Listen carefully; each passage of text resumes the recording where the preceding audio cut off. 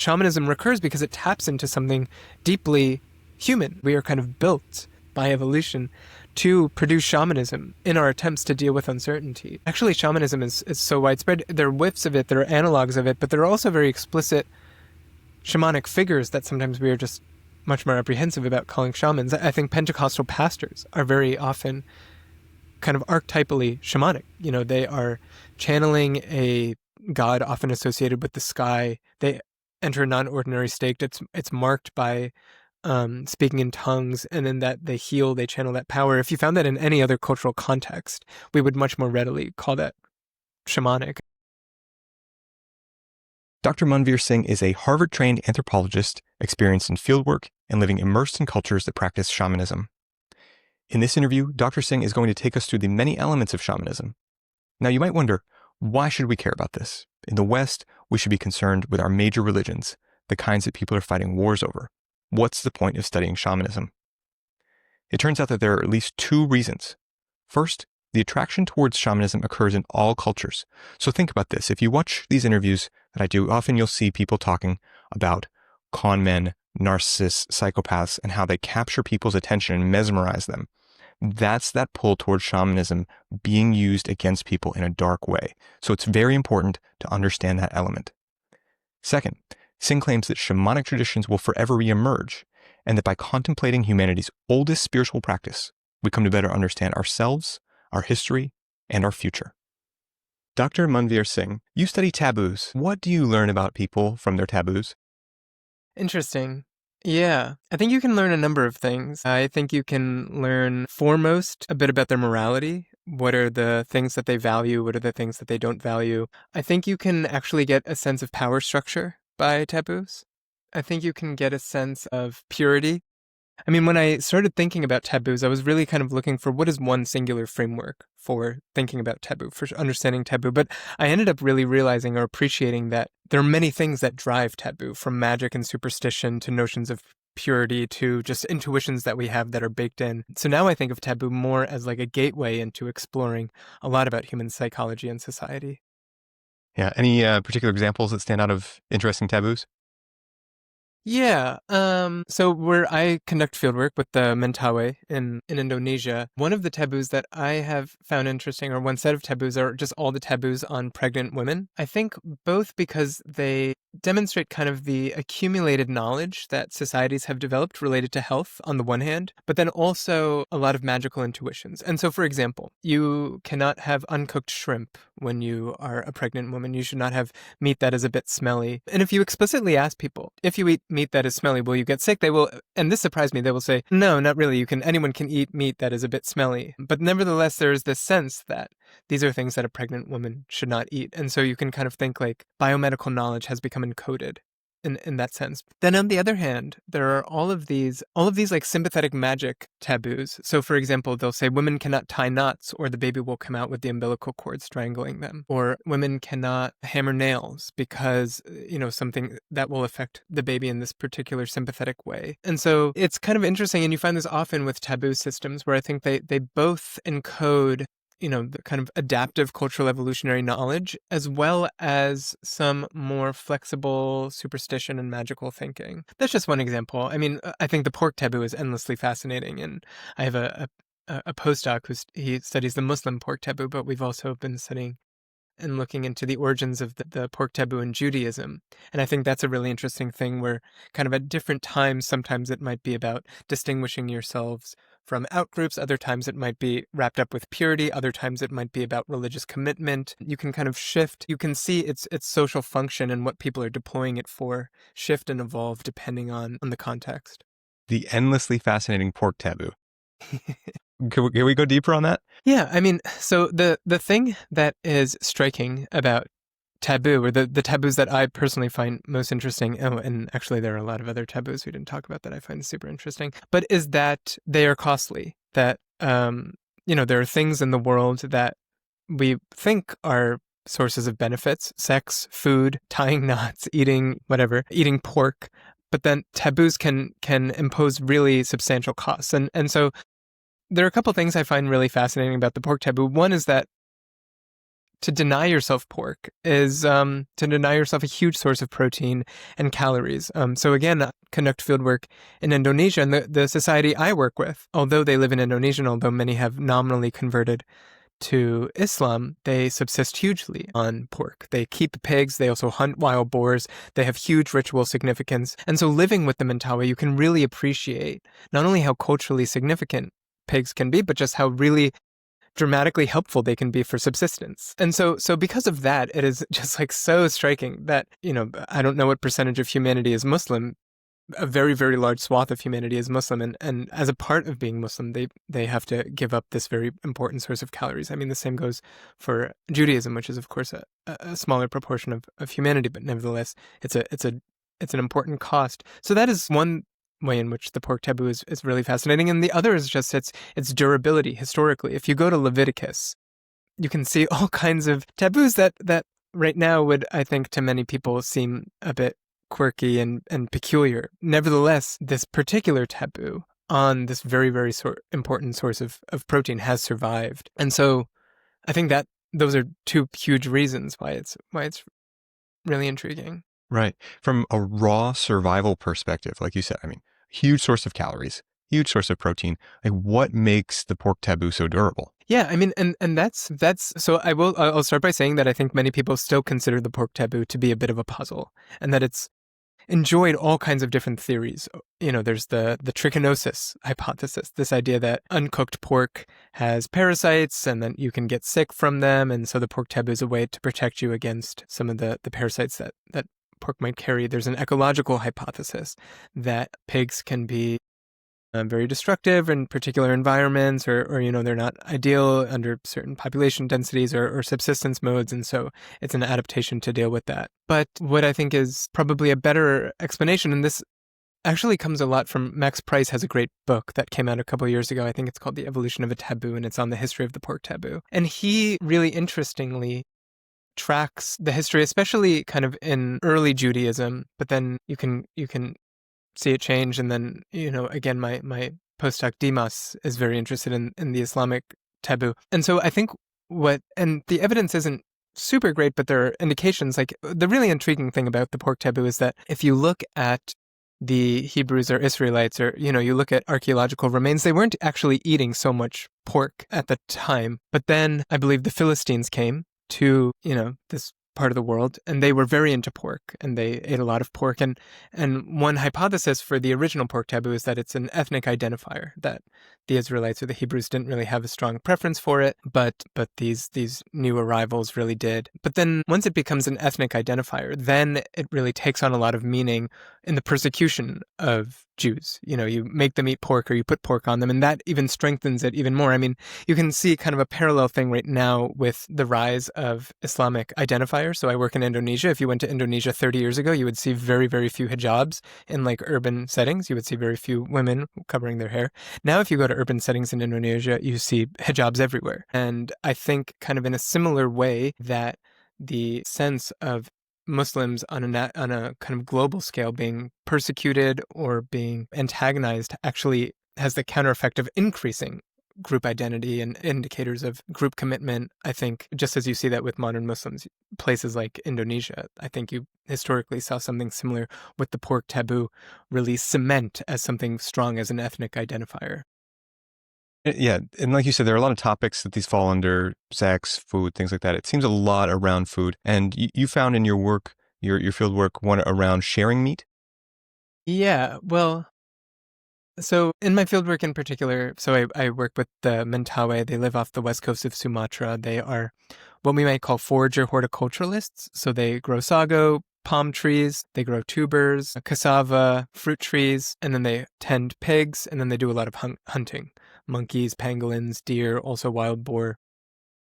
And so sharing is a really fundamental aspect of Mentawai society, as it is with many small-scale subsistence populations, many hunter-gatherers and horticulturalists. Food sharing is a really central part of life. It's a way of risk pooling. If you get a pig every 2 weeks and I get a pig every 2 weeks, and they're not correlated, it benefits us to regularly share when we do get pig to deal with these difficult times. And so what's really fascinating about Mentawai society is just how much, the extent to which they have like a secular law system. They have a really shared set of standards and expectations. You know, if you steal this, this happens. But the one kind of domain of life that is not regulated by indigenous Mentawai law is food sharing. And that's interesting because food sharing is really central to social life. It's really central to reciprocity, but it's not regulated by, they actually have a really like elaborate system of fining and mediators. It's not regulated by that. Instead, it is regulated by the supernatural. It's understood in the communities where I work that a crocodile spirit actually watches people to see if they're sharing. It watches them from the river. It watches them from small, like water. You know, if you have a coconut shell under the longhouse, it's believed that a crocodile spirit might reside in there and watch you. And so it's tabooed not to share meat, but it's tabooed not to share meat because it's believed that this crocodile spirit will come and suffocate you or drag you into the river or feed you to crocodiles or something, or like sit on you, make you sick. Yeah. Is that what you had in mind? Yeah, yeah. And just a side note here, did you say that they hunt penguins in Indonesia? No, pangolins. Pangolins? Yeah, do you know What's what a pangolin? A pangolin is a really peculiar mammal. Looks like a scaly anteater. So it was actually thought, I think, that like COVID may have come from a pangolin. Of course, there are many theories and hypotheses, but among them, one of them is that, I think, one theory is that it went from a pangolin to a bat to a human. I think it's actually the most trafficked animal in the world because people love the scales. It's a weird animal. Actually, aside, so I stay with families, and one night two guys went out, and they killed a pangolin, a deer, a turtle, and they brought them back, and they cut the pangolin open, and it had a small fetus, and that was kind of a big deal among everyone. That it also looks really interesting because it hasn't yet developed the scales. It, has the pattern appearing on its skin. Anyway, then they ate the fetus, but I was like, it's just an aside. Anyway. Yeah. You're talking about you're staying with these people. Maybe some of us have ideas of what it's like to do anthropological fieldwork. What is it like for you? It's so many things, and it's really changed a lot. So my first summer was 2014. I had just turned 24, and that summer it's really hard in the beginning, and it's hard for a number of reasons. One, you're like bad at everything. I'm like good at stuff, but none of that is apparent when you're there. You can't speak the language. You can't walk in the forest. You don't know how to use a machete. You can't cook. I mean, you can't do very, very basic things. You can't tie knots. Everything is incredibly slippery. So one is I'm bad at everything. Two is it's incredibly lonely. You have no social connections. And, I didn't know the language. I had taught myself some very basic Indonesian in preparation for this first trip, but the language over there is not Indonesian. It's a language called Mentawai. I mean, many people know Indonesian, but they don't speak Indonesian. And also, my Indonesian was so rudimentary that I couldn't really communicate. So it's incredibly lonely. And then third, just by nature of how fieldwork has historically happened, there's a huge asymmetry in resources. I come in, I am traveling to the Mentawai. The Mentawai are not traveling to the United States. I have the resources to do so. I have like fancy headlamps and boots and sleeping bags. And so I'm essentially just like a walking bank, or like just like by their standards, I was like a poor graduate student, but by their standards, I'm like an incredibly rich person. And so it's both lonely, but you're monolithically seen, or I was monolithically seen as a source of resources. And so those made it really, really hard. And, I came in with all kinds of expectations. I wanted to go to a place in the world where I could study things like taboo and law and indigenous religion. Shamanism is this major interest of mine. I ended up, that developed more after that summer, but I had chose this place in the world partly because there was strong indigenous religion, strong indigenous law. And I had my own vision of what it was going to be like. I thought it would be like a small community living in the forest, untouched by modernity. And of course, it's not like that. The world is constantly changing. There are some communities that live in the forest, but they also have government settlement villages. People have clothes, people had radios. Now everyone has phones. But I just came in with my own particular expectations. And those were, I had to confront the fact that maybe it wasn't as the way I'd expected, and also confront the fact that it was really, really hard, physically, socially. And so I actually left after 10 days. I was like, I'm not going to do this. I'll go study the Amish or something, or I'll like go work with another anthropologist. So I left, but then I was convinced to go back. And then over time, those kinds of experiences change. You learn the language, you build long-term relationships, you have a lot, and you figure out ways of giving what you have. Over time, I have spent more than now something like maybe 14 months in total with the Mentawai. I'm very good at the language. I had a house for a while, and now my relationship is totally different. I come back, people are stoked. Yeah, yeah. And I mean, the most important thing is that I now it's just like, and I'm constantly learning, but I've been introduced to an entirely different cultural world, imaginary world, religious world, and it's really transformed how I think about human psychology, human behavior, human culture. And your story, it's interesting because you study myths. Your story has the monomyth sort of thing where, the hero goes out and then refuses the call. Like you step back from it before you go back in. And in reading your book, that really stood out to me. What do you think about myths in your own journey? Does anything come to mind? What do I think about myths? Like, how do I see my own journey through a mythical lens? Or yeah, because you study myths. Yeah, I guess I haven't thought about my own journey through a mythical lens. I, I mean, um, the monomyth or the hero's journey, as we often understand it, is partly so compelling or partly so successful because it is very compelling. And so there's a way both in which I'm also like massaging the complexity of my experience into a story that's like more consumable and more compelling and more interesting, or at least more relatable. And so maybe I am kind of building my own mythology in the way that maybe all of the complexities of life and journeys, become massaged into particular mythologies. Okay. Any other myths that we don't know that you might have come across that are of note? With the Mentawai. Of all the myths that you've studied, you're a man of many myths. You mean myths in my own life or myths of the world? Myths of the world, yeah. Myths in your research, myths in anthropology that you've come across that might come to mind, have resonance. Oh yeah, I mean, I am constantly this is all unpublished, but so I've built a global database of myths. We call it Anansi, a global database of myths, folktales, and legends. Currently more than 1,500. And a goal of Anansi is throughout history, there have been all of these claims about archetypes and archetypal story structures, archetypal characters. You talked about the monomyth, Jungian archetypes. There have been claims about tricksters and other particular heroes, about structures of heroes versus antagonists and helpers. Numerous claims, but very little empirical work actually supporting it. And so I've spent so much time building this database, and with my colleague Tianchen Zhang, who's at Harvard. We started it both when we were PhD students at Harvard. And there are many other collaborators. We have evolutionary social scientists, we have digital humanities people. But over the last couple of days, I've been really, one of my big goals with this project is to put some empirical bones on claims about archetypes. So when you ask this question, I mean, I actually was up late last night just analyzing, trying to figure out ways of working with this data to find archetypes. So I can actually just pull up what I was looking at last night. It's tricky with a data set like this, like how do you analyze it? But last night I tried one particular hierarchical clustering approach, and it came out with 8 archetypes in the world's mythology. Maybe I can tell you about them really quickly.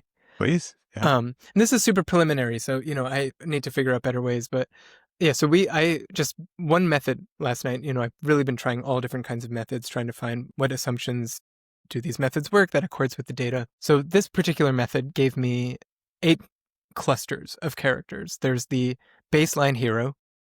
So they are moral, generous. They start out pretty low and they end up high. They have an increase in prestige and wealth and power. So there's the baseline hero. Then there's someone I called the dramatic hero. They are the baseline hero, except more intense. So they're more cunning. They're more supernatural. They start out maybe at the same place, but they end up even higher. So that it's not only that they get the girl, but they become the king, or they are more competitive, more antagonistic. So their stories just contains more drama. Then we have kind of a classic benevolent helper. They're more often supernatural. They might be attractive. They help a lot. They might have a slight status increase. Then we have the amoral trickster, low morality, low trust, high competence, high cunning, high arrogance. They trick a lot. They oppose. They are animals somewhat frequently. We have kind of classic. Could we kind of put some recognizable characters on these? Yeah, for sure. So I'm hearing your standard hero. I'm thinking standard hero in Frodo. Yeah, or Frodo, like any Disney character. Simba, but even it doesn't have to be gendered. It could be a heroine. you know, uh, Luke like created. Skywalker. Yeah, Luke He's Skywalker. supernatural. Is he more Yeah, the the thing. elevated kind? Yeah, so I wonder if he's more of this second type. But the interesting thing about the elevated type is they're more supernatural, but they are often also more antagonistic, more competitive. So I think about these more like mythical figures, maybe someone like Hercules or, uh, Back to Lord of the Rings, Aragorn. I mean, he does become king. He's yeah. already kind of amazing. Yes, yes, yes, yes. Yeah, exactly. Yeah, more competitive, more antagonistic. So he's like getting in fights more often, and it's not antagonistic towards good people. It could be antagonistic towards bad people. And then And we have again, that. this is just one structure. I actually then ran a slightly different model and had a slightly different structure, but I think this is a good approximation. Okay. So So then we then have the helper. Would that be Samwise? that could be same ways, yeah, like a fairy godmother. Yep. You know, you encounter like a talking supernatural animal, you do a good deed, and later they help you at some critical part of the story. Then we have the amoral trickster. This is like Coyote, but also like Bugs Bunny. Who else? I mean, like any breakfast cereal mascot. This is like Raven in many instances. This is like Anansi the spider. Then we have, just as we had two forms of hero, we have two forms of villain. We have like the classic villain, bad person who starts out higher, ends up falling. And then we have a more catastrophic fall. Villains who are worse. They have lower morality, higher competence. Their fall is even bigger. They have lower humanness. They're more often monstrous. So this can be like, I don't know, like Voldemort, Darth Vader. The bad people who lose is, maybe like some antagonist who then like falls by the end of the story. But the monstrous villain, I've called them just in my notes from last night, monstrous villains who are crushed. And then we have supernatural, kind of high status supernatural individuals. So they have high supernatural, they're strong, they have high morality, they might experience a slight status arc, but they're mostly just like strong godly figures. Maybe like if we're thinking about Lord of the Rings, Gandalf might be an example. And then this last one is animal characters. And I think maybe these are more common in like moral stories, but they're non humans. They help to a moderate degree. They have some trickery, but they're very high on animal, very low on human. So 5.8 out of 6 on animal, 1 out of 6 on human. I mean, so, I'm trying to do this much more rigorously, and maybe I'm like jumping the gun by sharing this right now. This is a year's project, but last night I was just so excited that I was like finally at the point with this project I've been working on for 5 years to start to like have the archetypes emerge from our data. Yeah. What do you hope for? Well, I think we have two broad goals with this project. One is to actually try to do what Joseph Campbell and Carl Jung and Vladimir Propp and all of these people interested in the structure of narrative have tried to do in a more impressionistic lens with data. So, all of these are, Vladimir Propp was a bit more systematic. He looked at 100 Russian folk tales, but, we were doing it on a cross-cultural scale, much more systematic coding, more sophisticated methods. So, yeah, what are universals? What are patterns of diversity in the world stories? That's one goal. The other goal is actually a bit different. The other goal is like, can we use story as a way to understand norms and psychology about societies from the past or that we otherwise don't have access to? We would love to know how people around the world have thought about reality, have thought about the supernatural, have thought about moral standards, have thought about purity, have thought about gender. And one thought is that narrative might be a way to get to that. So, yeah, maybe a more Joseph Campbell strategy, and then this more kind of like modern psychology or sociology, survey. Yeah. So with that second applied method, how could you use that in your fieldwork? How could I use That stories as applied a... method. Yeah. Well, I mean, so two quick things. One, I think of this more as like, let's say we want to know gender relations across human societies. My bad. We have, there are some societies we can go to, we can measure all kinds of things.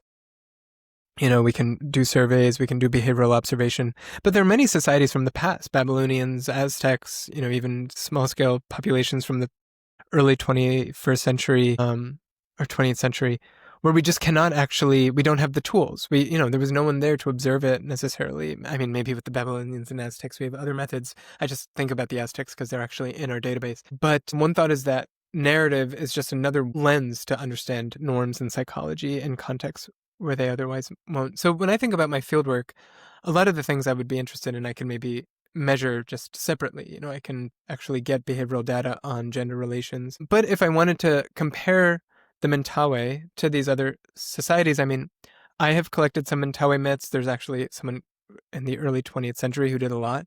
So I think the idea is that you can take the myths, then you have some coding scheme, whether automated or by people manually reading and writing, where you get some features and then you can compare on a global scale. And one of the things that you're finding a lot is about shamanism. You've written about shamanism.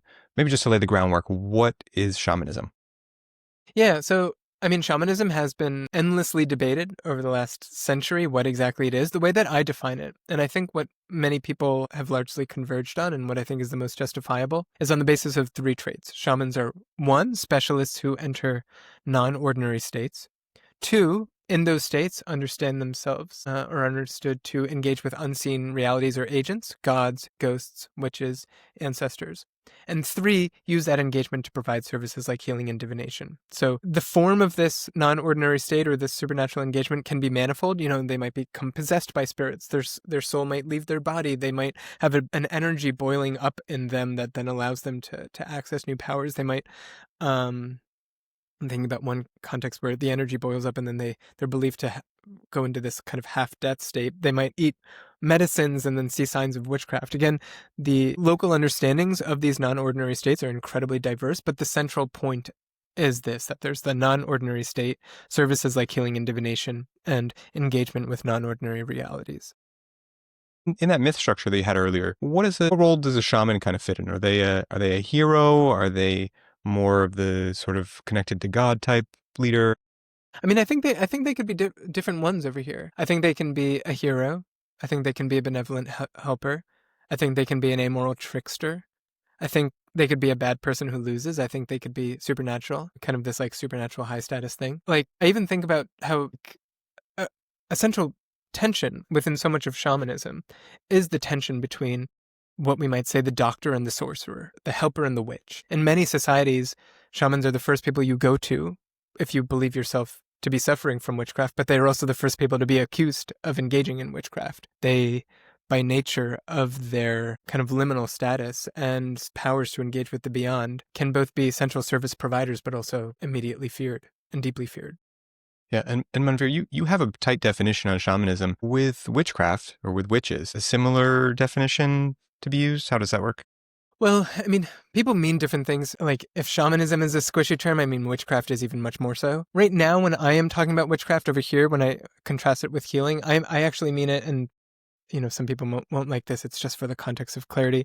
I mean it as mystical harm. When I say sorcery, I'm using an anthropological definition that's like mystical harm that involves, you know, spells, magic. Some people use witchcraft to refer to that, but also to kind of more intrinsic powers. You know, there's this classic witch from the Azande, and they attacked through the evil eye through stairs. One thing that I found in my own research, though, so just as, you know, I've done this, like, I'm really interested in narrative patterns. I've done a lot of research on what is the structure of mystical harm across society. Is there some common structure to werewolves, the evil eye, witches, etc.? And we find two main dimensions structuring beliefs about witches and mystical harm. One is essentially, how is the harm done? Is it done intentionally through magic or unintentionally through stares and jealousy and words? But then the other dimension is what I call witchiness, which is essentially how existentially threatening are they? How much do they violate moral standards? How morally abhorrent are they? And then how supernaturally powerful are they? And so really high on that dimension is kind of the image that was really popular in early modern Europe, witches who fly, who cannibalize, who collect in graveyards, who maybe have deviant sexual acts. Maybe they have sex with each other or sex with their family members or sex with the devil, and then who are killing people. And so that was what you found in early modern Europe, but you actually find a very similar conception all around the world. Navajo witchcraft was similar. Trobriand Island witches were kind of similar. You have parts of West Africa where you have similar witches. You have similar witches in Southern Asia, where you again find these things like animal transformation, activity at night, collecting in conspiracies, things like incest or cannibalism. So, And the witches, that's just another definition of witchiness, of the witch.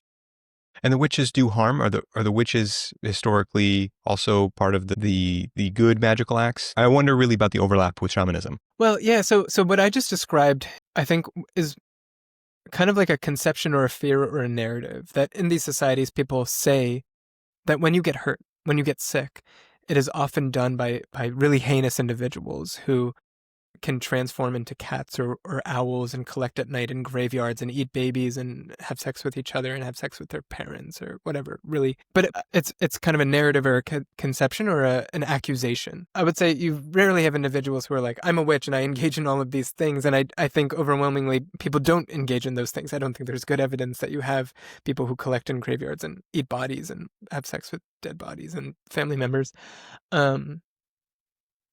So what instead, where I think the overlap you have between the shaman and the witch is that the shaman is understood to be empowered to deal with witchcraft. Oh, you get sick, you suspect it's from a family member shooting something into you or doing some kind of spell, you come to me, I'm the shaman, I can treat it, but then I treat it and 2 days later you die. Or while I'm treating it, I accuse another shaman. Shamans, by nature of being supernaturally powerful and into having the insights into witchcraft to be able to treat it, also make themselves prime suspects. So with the Mentawe, the Sikere, the shamans, will actually say they can treat many, many illnesses. They don't know how to treat witchcraft. And I think that's protective. I think by saying you don't know how to treat witchcraft, you protect yourself against being accused of being a witch.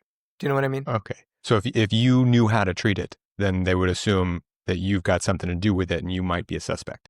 Yeah. I mean, and this is something I found kind of tricky in fieldwork, and I think many anthropologists have found tricky in fieldwork. It's very hard to get people's views on witchcraft because people don't want to indicate that they know anything about witchcraft. To know something about witchcraft is to start to make yourself a suspect. Yeah. It sounds a lot like, you ever play games like Mafia or One Night Werewolf? I haven't, in high school. Yeah. Or it sounds like that. Like if you start to say no, I really think that this person did this, then people say, wait a minute, why would you blame him? And then it becomes this sort of game where everybody's kind of looking at everybody suspiciously. Yeah. There have been societies, I think, like the Munduruku, the ethnography is about large numbers of shamans were killed because they were suspected of engaging in witchcraft. So it can be very, very dangerous to a shaman to express knowledge about how to treat witchcraft. So you need the shaman to fight off witchcraft on your behalf. What else do you need a shaman for?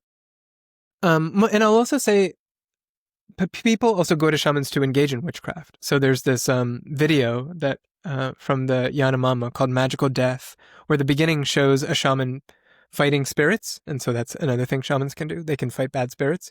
But then later the shamans come together and they've been asked to attack babies in a neighboring group. And so they take a psychedelic snuff, a hallucinogenic snuff, and they summon the spirits, channel the spirits, become the spirits to attack children in a neighboring group. So that is another, that's an even starker reason that shamans are sometimes also suspected of causing illness within the group, in those cases where they actually offer explicit harmful magical services. So yeah, things that shamans do. Treat all kinds of supernaturally understood illnesses. So soul loss is a common one. People think they're sick because their soul has left their body. So shamans might summon it back. Fighting witches, identifying witches, engaging with spirits. So in Mentawe, I talked about this crocodile spirit that can attack you if you don't share meat. Shamans will summon the crocodile spirit. They'll go into your house. Let's say, Brad, you haven't shared meat. No offense. You call me, let's say I'm a Sikere. So I'll go into your house. I'll go with my other shaman friends, whatever the shamans who have been called. And we will call the crocodile spirit. We'll put the crocodile spirit in a bowl of water and then we'll return it to the river. So engaging with different spirits who are believed to cause illness, engaging with taboo violations, also some herbal medicine, but then also divination. So for example, let's say you want to know something about, will it rain tomorrow in Mentawe? They're really interested in often in will tourists come? Will tourists come and bring money and want to go on treks? And so the shaman might engage with a spirit. They might become possessed by one. They might speak, call one and speak to them. But they also, the Mentawe Sikere also do kind of more classic divination or maybe non-trance divination where, you'll sacrifice an animal and then you'll look at its heart or its intestines to divine. So they engage in divination. Those are the two kind of central pillars of shamanism across culture, healing and divination. But then they also do many, many other things. Inviting animal game, trying to control weather, figuring out who's guilty, maybe also taking on leadership roles, doing life cycle activities, midwifery, psychopomp, helping the soul move to some other realm after death. The first one that you breezed over was that the soul has left the body, the person thinks, and that's why they're sick. In Western idea of a soul, it would seem that you are with the soul, and a body without the soul would be dead. Right. There's even this idea of like 21 grams that maybe the body loses weight because the soul leaves the body. How do you have a structure where you can be aware that your soul has left your body and that makes you sick? Yeah. I mean, it's an interesting question. So like soul beliefs, the idea that there is some kind of supermaterial essence that adheres to bodies and gives them some trait such as life or vitality or thought is widespread. But actually, as you're gesturing at, the exact relationship that people presume between these soul substances and bodily processes really varies. And so a common belief across cultures is that sometimes you can become sick because your soul has left your body, and it doesn't necessarily mean you have died, but that your body is really struggling to function or is getting sick. So in Mentawe, it said that among the Mentawe, it said that many events can cause soul loss. If you yell at me really strongly, Manvir, why did you do this? Then my soul might leave my body. If we're going in a canoe and the canoe capsizes, my soul might fall out of my body. If we walk by a graveyard, my soul might linger there. And so all of those, during all of the Sikere ceremonies, these shamanic healing ceremonies, there is soul summoning where they call souls, they invite souls back to sick bodies. So a person without their soul, how do they even conceptualize that they are not with the soul? Well, I think it's conceptualized that what is happening to the soul impacts the body. But it's not necessarily this thought that your animacy is embodied in the soul. So for example, they will say that I can capture your soul, Brad, and this is an example. Or let's say you capture my soul, or someone captures my soul. We don't have to make it about you and me because this will get pretty vile. Someone can capture my soul, they can put it in a container, and then they can put that near fire and I'll get a fever. They can put it in water and I'll get cold. They can throw it in the fire and then I'll die, the destruction of the soul. So over there, it's things that act on the soul, act on the body, but there is not this sense that my animacy is embodied or adheres in my soul. So shamanism, called a timeless religion. I mean, how did this develop? How did my thoughts about shamanism develop? Yeah. Yeah, so I arrived on Siberut, this island where I've worked in Indonesia, where it's part of the Mentawai archipelago, the Mentawai Islands. I arrived on Siberut in 2014. I left and then I came back really early on. I mean, I had an interest in shamanism beforehand. I had an interest in, altered states and in theogens and also in religion. I mean, this was part of the reason I had come to study indigenous religion and taboo. But upon arriving there, it became much more real, much more salient. My first day I met a cicada. I actually met two cicada, I think, on my first day. They are shirtless, they're tattooed, they wear loincloths, they wear beads. So they're very kind of visually salient. They're very also socially salient. They have a kind of social gravity.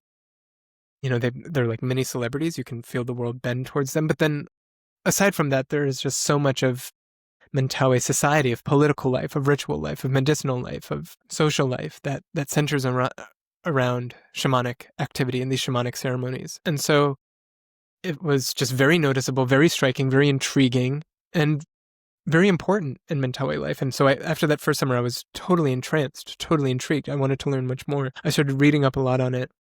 And I had this impression that I think many people do that kind of associates shamanism with the past or the archaic or the far off, the exotic.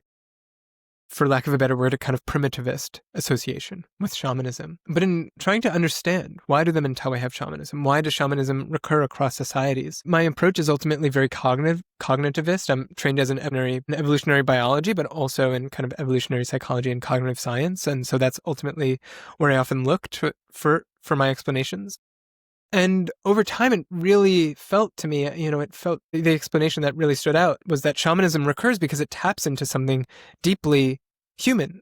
We recreate it everywhere just because, in large part, because of the architecture of our psychology. We are kind of built by evolution to produce shamanism in our attempts to deal with uncertainty. I came to appreciate that. And once I started to see it through that lens, I realized that actually, shamanism is so widespread. There are whiffs of it, there are analogs of it, but there are also very explicit shamanic figures that sometimes we are just much more apprehensive about calling shamans. I think Pentecostal pastors are very often kind of archetypally shamanic. They are channeling a god often associated with the sky. They enter a non-ordinary state. It's marked by speaking in tongues, and in that they heal, they channel that power. If you found that in any other cultural context, we would much more readily call that shamanic. I mean, the Hebrew Bible is filled with these individuals who are called prophets, who by their behavior kind of look like archetypal shamans. You see how shamanism is rebuilt in the modern West in spaces like, neo-shamanism. And there's often this tendency or this desire to say, oh, those are shamans or they're not. There's some kind of line of authenticity. There's the traditional shaman and the modern shaman. But I think that's kind of a futile game. I think they look so shamanic because this is such a compelling way to try to deal with uncertainty in our worlds, to enter these non-ordinary states, to engage with the agents we believe to manage the really unpredictable but ultimately so important outcomes in our lives. And it seems like it's on the rise, too. What have you found about shamanism in the world today? Is it growing? Yeah, I mean, it depends on the metric, but it certainly seems like it is. So the last British census, shamanism was the fastest growing religion, self-reported religion in England. I forget the exact number. We should look it up. It was maybe something like 10,000, which is small, but it went from a couple hundred 10 years before. And those are actually people who are explicitly calling themselves shamans. There is a rise in neo-paganism. There's a rise in what is called spiritual but not religious belief. I think all of this is actually very much captured in these SBNRs, people who are spiritual but not religious. So as you find a decline in adherence to institutionalized religion, you find people turning more towards things like paganism, shamanism, astrology. So that's one form. But then I also just would love to remind people that the fastest growing religion, it appears, is Pentecostal and charismatic Christianity, which is very, very ecstatic and often very shamanic. It centers on ecstatic engagement with the beyond, often for instrumental services like healing or prophecy. And so I think kind of regardless of how you want to carve it up or define it, there are different metrics that we look at that really seem to indicate a growing interest. What you said about spiritual but not religious, that's a phrase I hear a lot. You even have like a code now for it, like SBNR. Yeah. What's the connection there with shamanism, which to me sounds religious? Yeah, I mean, it's an interesting thing. So, yeah, in my book, I argue that shamanism is religious. There is this great scholar of religion, Martin Riesbrot. He's German, I'm probably butchering his name, but he, I think, has done a really compelling attempt at documenting what is at the foundation of all of religion when we're talking about religion, and his central things are beliefs in supernatural agents and attempts to engage with them to get fortune or boons and avoid misfortune, and that those two central things are kind of the really central components of shamanism. Nevertheless, if you go to like Shaman Dome at Burning Man, I'm pointing because I live in Northern California, and anyway, if you go to Shaman Dome at Burning Man, I would imagine that many of the people there who are very explicitly engaging in forms of shamanism, I would argue, would on one of these surveys probably check the spiritual but not religious, often because I think in these surveys, religious is tied up with kind of institutionalized affiliation with modern world religions, like different strands of Christianity or Islam or Buddhism, etc. So I think the religious as it's understood in SBNR has a different frame than the religious that I use when I think about shamanism, for example. It's interesting that you mentioned shamanism at Burning Man, where, as I understand it, no money is exchanged. What's the role with money in shamanism? Yeah, I mean, it's incredibly diverse, super varied. I think very often shamanism, although maybe not explicitly, is understood as a service. So with the Mentawe, there's actually an interesting dual discourse where shamans are not explicitly allowed, normatively allowed to ask for payment, but it's seen as really, really rude or whack if you call sikere and they treat you and you don't sacrifice animals and give them special parts. And so the kind of common discourse is like shamans treat people who need to be treated, but there is a second discourse where even in private, people will say this is payment for shamans. You just cannot really explicitly say so. That actually happens in a lot of reciprocal actions in Mentawe and in the West. I invite you to a potluck, and everyone's expected to bring something, and you bring like I don't know, like a couple graham crackers. I think depending on our relationship, maybe it's fine, but it could be seen as whack. Just something about reciprocity has that dynamic. So I think in many contexts, shamanism is kind of seen as a service, although how people exactly talk about that can be a little more complicated. At Shaman Dome, of course, I mean, a big part of Burning Man more generally is providing services but asking nothing in return. And I've actually spoken to the founders of Shaman Dome, and that was something they thought a lot about, where once you take out the financial dimension, I mean, as neo-shamanism exists in the United States or maybe in Northern Europe, there is a lot of kind of often a financial dimension there, not only paying for services, but paying to be trained. You know, they have certification. And something they were trying to escape here at Shaman Dome is that dimension that you can be trained, we can teach you, we can also treat you without any expectation of payment, kind of more in the ethos of Burning Man. Okay, so the payment is happening, but it's not explicit, is what I'm understanding. With the Mentawe, I think in some instances it is more explicit, but with the Mentawe, it's often not explicit. There's a similar thing. People are often talking about who's a good shaman and who's not, but you can never say that to a shaman's face. You can never, you can never make it known that you think this is not a good shaman and that's a bad shaman. In discussion, when I often ask people, why did you call this person? They'll say, oh, because it's my wife's cousin's brother or something. But of course, everyone is linked to each other somehow. Everyone has 3 or 4 degrees of separation at least.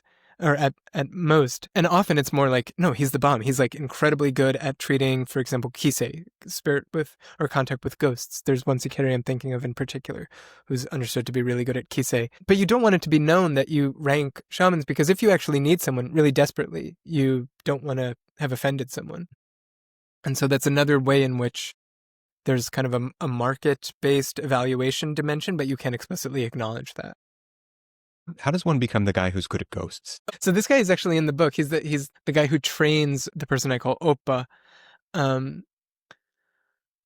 think he's become understood to be good. I think there are 2 things. One, he's just very compelling in ceremonies. What's striking about him is he has cut his hair. He doesn't have long hair. He doesn't have a tattooed body. He doesn't have these standard markers of shamanic credibility. I mean, he wears loincloths and he often is not wearing a shirt, but he hasn't gone all the way.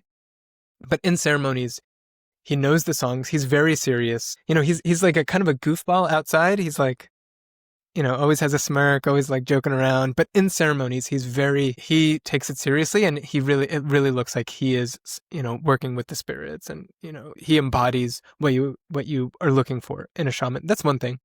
And then the other is that my understanding is that when people have called him for kisei to treat contact with ghosts, they've felt better often enough that he has built a reputation for being good at treating it.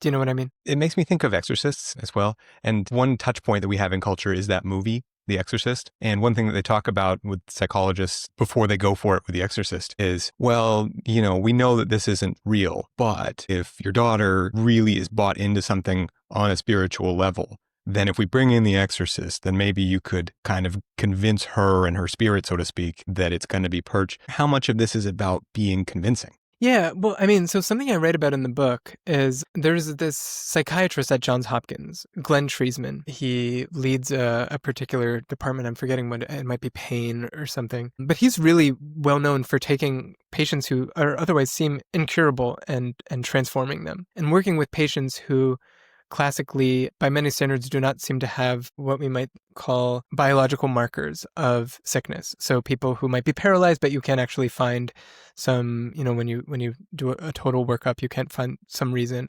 And I heard about him because I had some friends at Hopkins, and his whole shtick is you got to put on the bird head. When a patient comes to you, you have to become an authority. And he showed me one of these videos, and I talk about it in the book, where he is treating a patient who he's like, on this day, this guy's going to walk. This guy hasn't walked in several years. And so he puts on cufflinks, he puts on a bow tie, he puts on a full suit, and he recreated the conversation for me, which, the guy, he's like, today you're going to walk. And the guy's like, I haven't walked in years. I've visited so many doctors.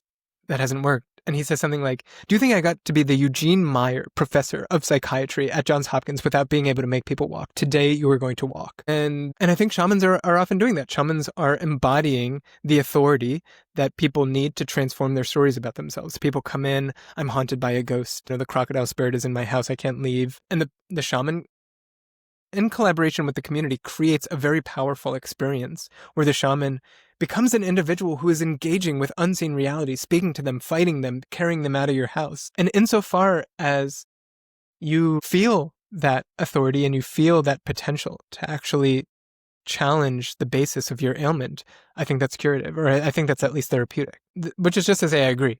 We're getting at a lot of triggers that could kind of pull success with a shaman that don't fit with the supernatural element. You know, there's a placebo, there's authority. We kind of got at the social element. What else do you think could make it work that people could understand?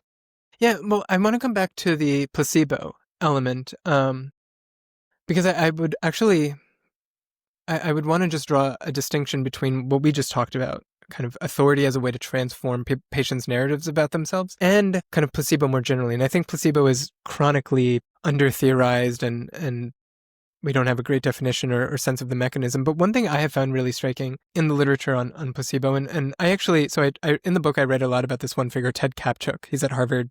He is like the placebo guy at Harvard.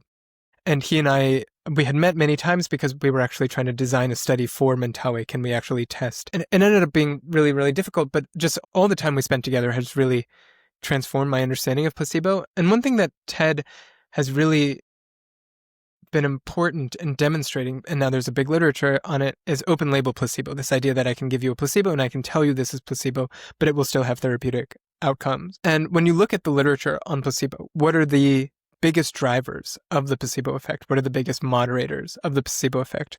Two of the consistent, striking ones. One are empathic relationship with your specialist or with your healer, you know, feeling like they care, like they're invested, like they're committed. And then the other is honestly how immersive the experience is. So if I give you a sugar pill, that does not work as well as if I give you topical ointment, does not work as well as if I do sham surgery. And I think so much of shamanism actually draws on these two really important mechanisms. I mean, earlier I mentioned really quickly that there's a group where it's believed that shamans have boiling energy and then they enter half death. But it's, as in so many societies, it's really seen as like a huge commitment and a risk to engage in shamanic activity. You come, you're sick. I will enter half death. I will contend with these other spirits. The entire community is here rooting for you. I mean, it comes back to your point about the social. It's an incredibly social, but because it's social, empathic form of treatment and commitment. So that's one thing. And the other is I think shamanic ceremonies are incredibly immersive. There's sound, you know, there's manipulations of light. There can be smell. There's a person entering an altered state in front of you. Could you walk us through what those elements are? Like what those look and sound and feel like?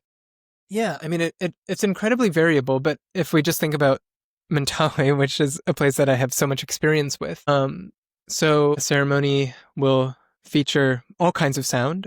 I think about, you know, the shamans have bells, but I think about the really central intervention with the Mentawai. It's called Lajo Simagre. Lajo Simagre actually has many steps, but one of the steps is the dance, and you want to make a really beautiful dance for the spirits to come, because you remember souls are not there. Maybe your soul has left your body. We also want to get potentially other good spirits to come.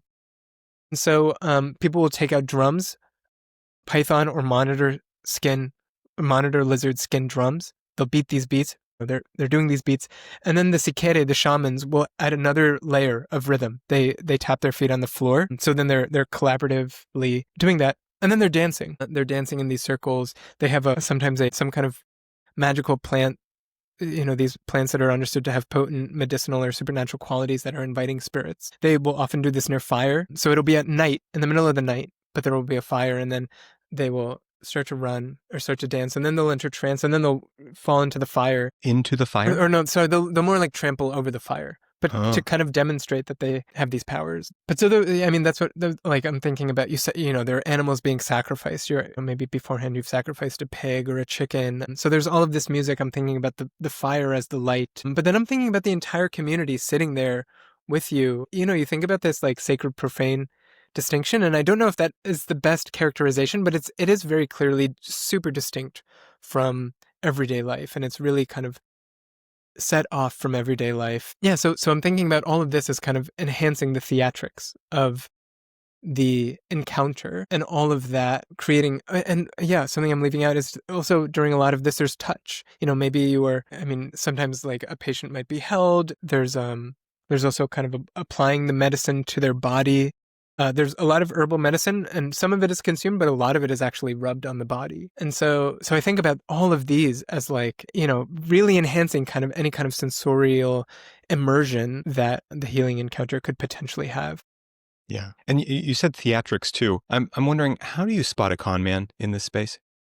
Yeah, I mean, it's complicated. I think many people, that's like a conversation a lot of just people watching are often having. Is that fake trance? A lot of shamanic ceremonies involve, and we know because shamans have told people, like sleight of hand, where, you might say you're sick, and then there's actually a great story from the Kwakwaka'wakw in the Pacific Northwest where a shaman learned how to put some down in his mouth, and then someone says, oh, this part of my body hurts, and he bites down in his mouth, he gets it all bloody, and then he sucks on that part of the body, and then he pulls it out, and he says, there's the illness. So I think, like, shamans engage very explicitly in sleight of hand. I don't think people are dumb. I think people often know that there's sleight of hand here involved. I think maybe some people don't, maybe like some children, for example, might not. And I think also when a new technique comes about, maybe it changes. So like the story when he says he learns how to do this like bloody down, everyone's like, oh my God, because like he goes to a community where no one has done this, and shamans are like, how did you do that? One shaman even, I don't want to misrepresent the ethnography, but I think says, you can have sex with my virgin daughter to teach me how you did this technique. But yeah, I think like, so I think there is some sense that there's sleight of hand, but there's also some sense that even aside from the sleight of hand, some individuals do have potent shamanic powers. So I think, yeah, there's often an understanding that people vary in how good they are. Some people are faking, but I think many people nevertheless have some conviction that some people, regardless of even the sleight of hand, are doing something therapeutic and curative. I wonder what the barrier to entry is to becoming a shaman, because it does sound like a place where con men could run wild. I've really seen one up close, not a shaman, but a con man, and he uses all of these elements that you're talking about. He studied sleight of hand with magicians. He uses authority. He claims other people's authority, almost like a god. He's puts himself in environments where there's music, where he can touch people, where he gets to control the room and who's moving where. And so he puts together a brilliant con. Fascinating. And so I wonder, is there something with shamans, you've written about how some of them, they'll say they go through some sort of experience where somebody says that, oh, I killed that guy, filled his body with crystals, and then made him a shaman. Is there some sort of barrier to entry so that the con men are maybe deterred? I think there is, so it varies hugely. Mm-hmm. There are often barriers to entry. They can take many forms. And so earlier when you started this conversation with taboo, and later I was like, oh my God, I forgot an entire class of taboo that I find totally fascinating. And that's those taboos that you have to observe to become a shaman, or those taboos that you have to observe once you become a shaman. And so in Mentawai, there's a saying that once you're a shaman, your wife becomes your sister.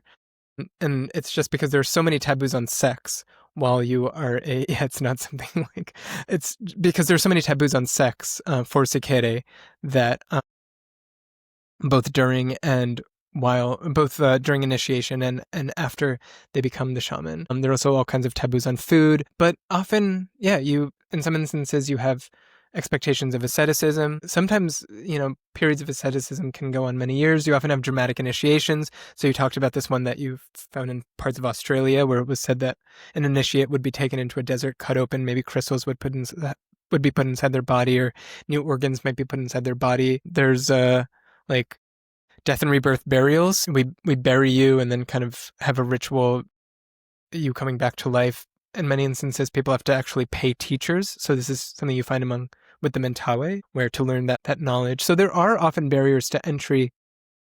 Whether they work to keep out the conmen, I'm not sure. And I think that's why there is this constant conversation about who's faking, who's real, how genuine is it, how committed, because I don't think you can necessarily always keep out conmen. Back to the beginning, though, the taboo thing is powerful. And if that is an expectation on someone after they become a shaman, then it does sound like it could have some utility. Yeah. I mean, I think it could contribute for sure. What is soul journeying?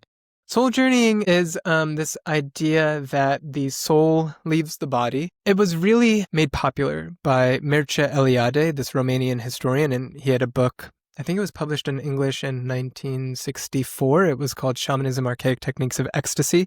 And over there, he said that shamanism is soul journeying. Shamanism is the practice in which the soul leaves the body. It might go to an upper world or a lower world. And so then Mircea Eliade his theory, his whole vision of shamanism, was then kind of repackaged a bit and popularized by Michael Harner, who is an anthropologist turned, you might say, neo-shamanic guru. And so if you go to many, you go to Shaman Dome at Burning Man, or you go to, kind of neo-shamanic classes today, the central thing about how neo-shamanism is practiced is soul journeying, the sense that there's an upper world, there's a lower world, we drum, and then your soul leaves your body. But it's just one particular facet of shamanism that is so popular today, in large part because of this Romanian historian. We know that shamanism is maybe on the rise, as we talked about earlier. You're in California. My first experience hearing people talking about hiring a shaman was in California. If you are somebody, in a culture like the US, and you're thinking about a shaman or you're hearing about this, what should people ask themselves before engaging? Interesting. I guess a couple things. One, so in working on this book, and, I have a chapter on psychedelics and I have a chapter on neo-shamanism, I often was running into things where people I was writing about, I would hear there are a lot of rumors about how particular individuals who are charismatic, kind of like to your point earlier, end up being pretty exploitative sexually, materially, and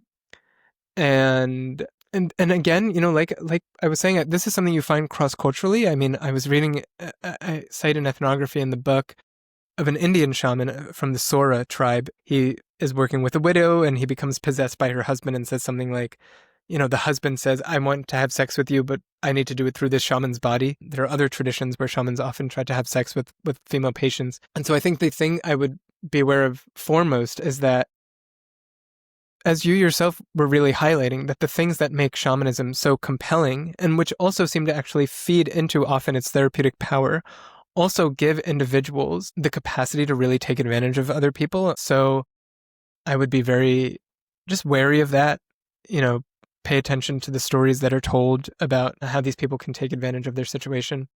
The other thing, and this is something I highlight in the book, and, people can engage with whatever they want, but I think a lot of shamanism and neo-shamanism, especially including in psychedelic spaces, is often packaged as this kind of like recapitulation or recreation of so-called traditional practices or worldviews. We are drawing upon this millennia-old tradition.